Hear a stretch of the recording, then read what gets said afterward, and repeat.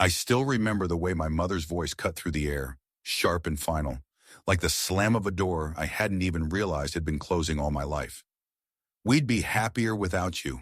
I stood there, my breath caught somewhere between my lungs and my throat, my heart pounding so loudly I wondered if they could hear it. "You've ruined our lives," my sister Olivia screamed, her voice filled with the same entitled rage she had carried since childhood. I wasn't surprised. She had always been this way, spoiled, reckless, completely incapable of taking responsibility for her own failures. I had been blamed for everything wrong in her life since we were kids. If she failed a test, it was because I had distracted her. If she broke something, it was because I had pushed her. If she lost a friend, it was somehow my fault. My mother always believed her. "You ruined everything," Olivia spat again. And then my mother's words, the final blow. "We'd be happier without you."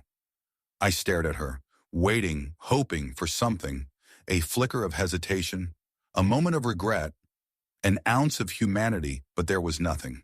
Just cold certainty in her eyes, as if she had been waiting for years to say it out loud. So I didn't cry. I didn't beg.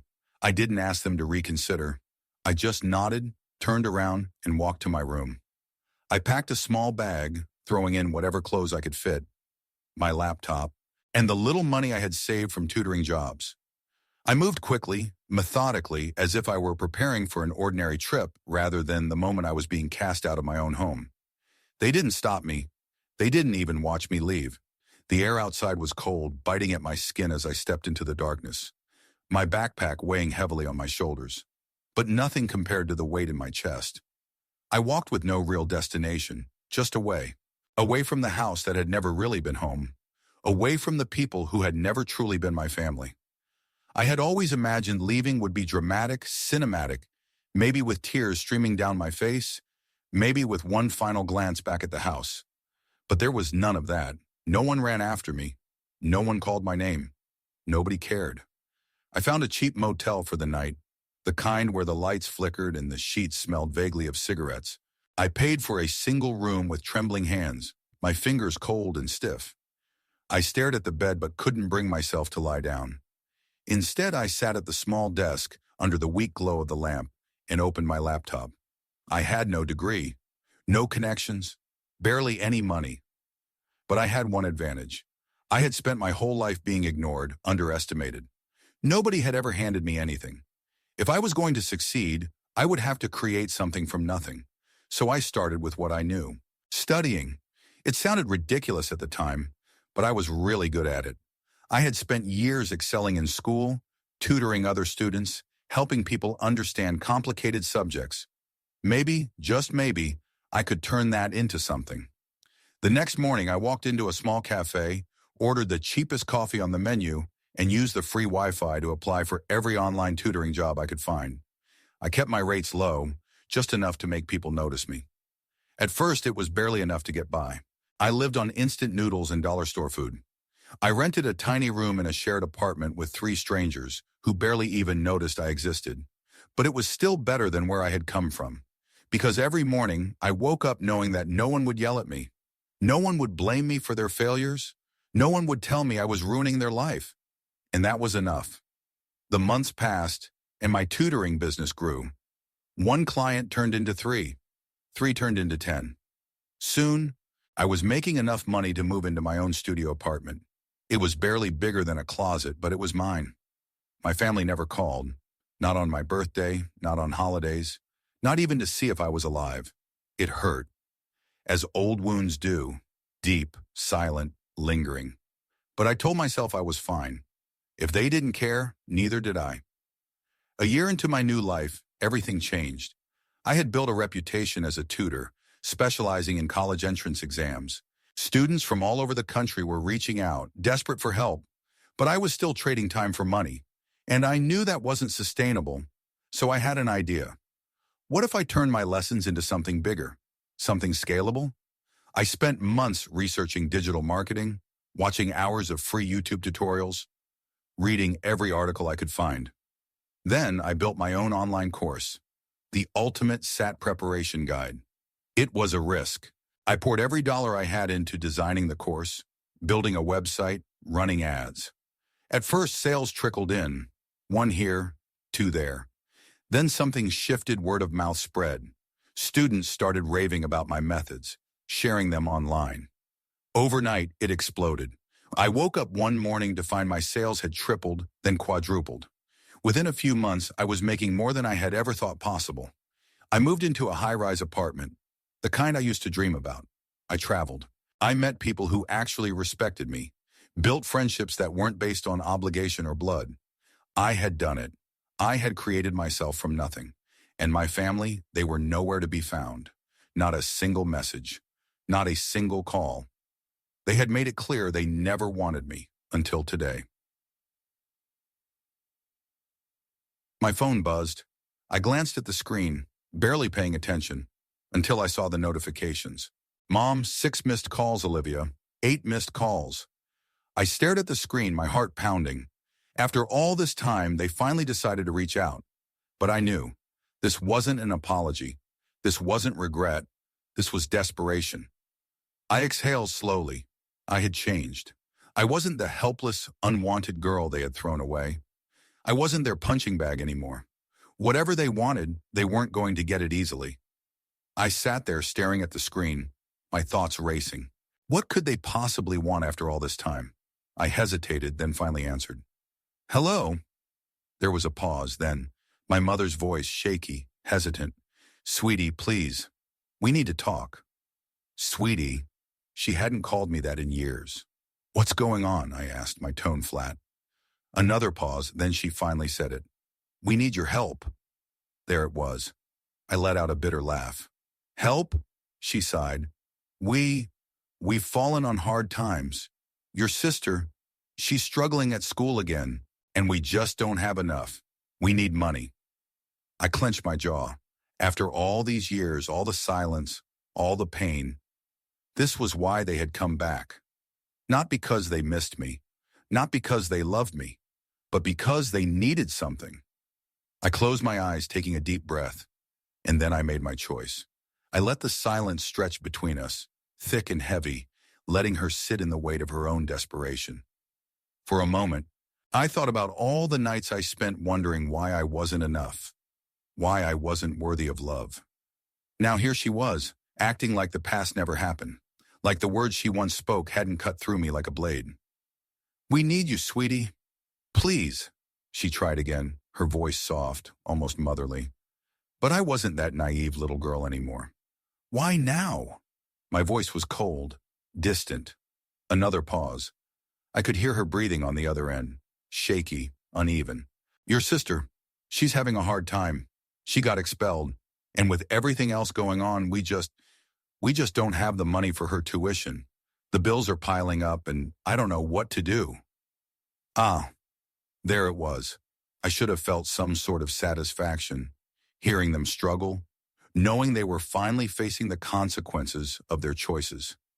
But all I felt was exhaustion. So let me get this straight, I said slowly. You throw me out, tell me I'm worthless, ignore me for years, and now that you need money, you suddenly remember I exist?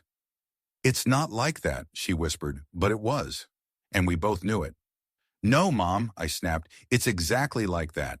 And you know what? I'm glad, because now you get to feel what I felt. Now you get to know what it's like to be left behind.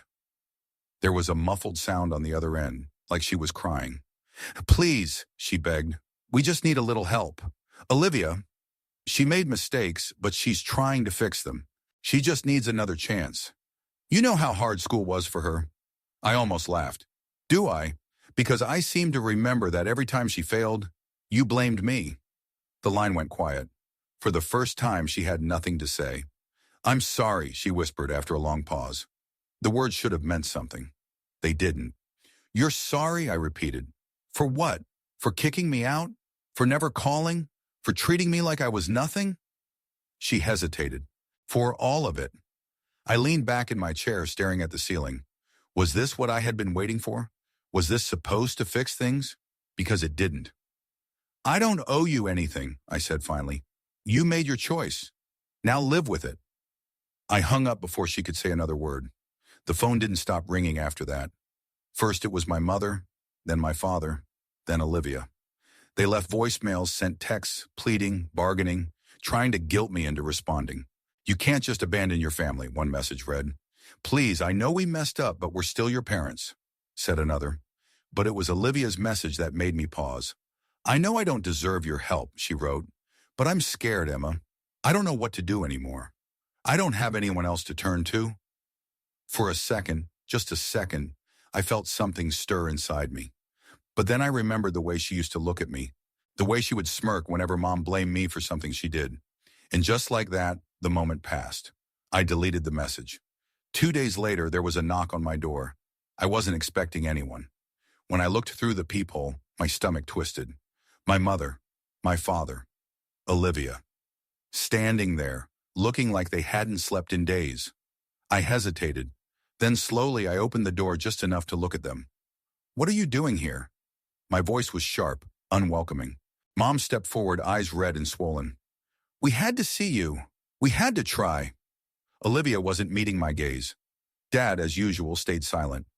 "You need to leave," I said flatly. "Please," Mom whispered. "Just talk to us." I laughed, short and cold. "Now you want to talk? Where was this energy when I was begging for you to love me? When I was sitting alone in a motel room with nothing? When I had no one?" Mom flinched. Olivia finally looked up, and for the first time, I saw something that almost looked like guilt. "I was awful to you," she admitted quietly. "I know that. I know I don't deserve to ask for anything. But Mom and Dad, they're struggling. They don't know what to do. And I messed up, Emma. I don't know how to fix it." I studied her. She looked different, weaker, smaller. For so long, she had been the one standing over me, making me feel like I was nothing. But now she was the one on her knees. "You had years to fix this," I said softly. "Years to make things right. But you never did." She opened her mouth, then closed it. She knew I was right. "I don't hate you," I admitted, surprising even myself. "But I don't love you either. Not anymore." I took a deep breath, gripping the door handle. "Goodbye, Mom." "Emma, please." I shut the door, locked it, stood there for a moment, listening to their muffled voices outside. Eventually they left, and just like that, they became ghosts again. Weeks passed, then months. I never heard from them again. Sometimes I wondered what happened to them. Did Olivia figure her life out? Did my mother still blame me for everything? Did my father ever find his voice? I didn't know. And I didn't care. Because for the first time in my life, I wasn't looking back. I had built something for myself. A life that was mine. A future that belonged to me. And nothing, no guilt, no obligation, no blood ties, was ever going to take that away from me again. People say family is everything. But I've learned that's not always true.